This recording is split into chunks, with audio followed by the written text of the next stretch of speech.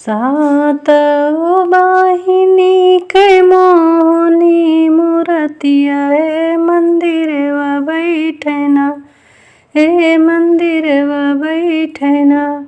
ओढ़ के लाल की चुनरिया हे मंदिरवा बैठना। सातौ बाहिनी की मोहनी मूरतिया है किया पुनः बैठना, हे किया पुनः बैठना। मैया बीच मंदिरवा हो किया पुनः बैठना। सबका तो दी मैया माला दुमाला हो किया पुनः बैठना, हो किया पुनः बैठना। मैया निमिया की डरिया मैया पुनः बैठना। सबका तो दी मैया माला दुमाला है किया पुनः बैठना, मैया पुनः बैठना। बैठनी मिया की छैया है किया पुनः बैठना।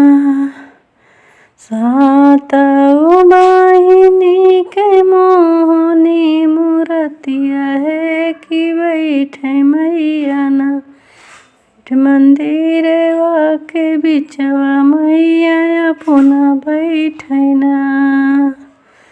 सबका तो दी मैया हाथिया और घोड़ा हो किया पुनः बैठना, हो किया पुनः बैठना।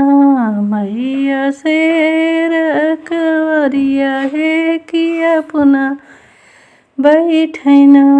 सबका तो दी मैया हाथिया और घोड़ा है कि पुनः बैठना। मैया शेरवा सवारी है किया पुनः बैठना। सातौ बाहिनी के मोहनी मूरतिया है मंदिरवा बैठना। बैठे लाल की चुनरिया ओढ़िया पुनः बैठना। सबका तो दी मैया लहंगा बटोरी है किया पुनः ओढ़ना, हे किया पुनः ओढ़ना। मैया लाल की चुनरिया है किया पुनः ओढ़ना। सबका तो दी मैया लहंगा बटोरी है किया पुनः ओढ़ना, है किया पुनः ओढ़ना।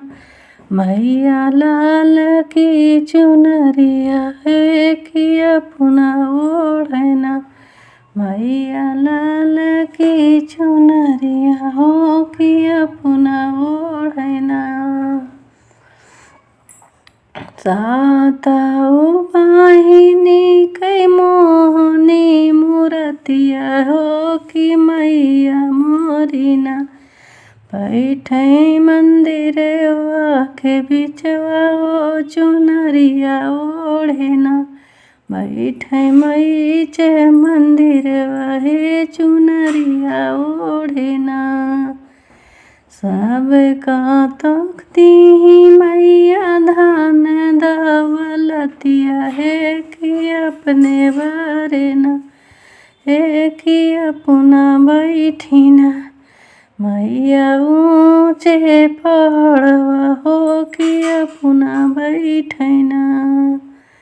सबका तो दी मैया धान दौलतिया है कि पुनः बैठिना, हे कि पुनः बैठिना। मैया ऊँचे सिंहासन है कि पुनः बैठिना। मैया ऊँचे पहाड़वा है कि पुनः बैठिना। हम तो जानन मैया बैठी पहाड़वा है कि धरिया दे इतना है कि धरिया दे बना अपने माई का मनौबै है कि धरिया दे बना मैया सब कुछ दी हम धरिया दे बना। सातऊ बहिनी के मोहनी मूरतिया है कि बैठी गईना मैया बीच मंदिरवा हो चुनरिया ओढ़ेना मैया बीच मंदिरवा है चुनरिया ओढ़ेना।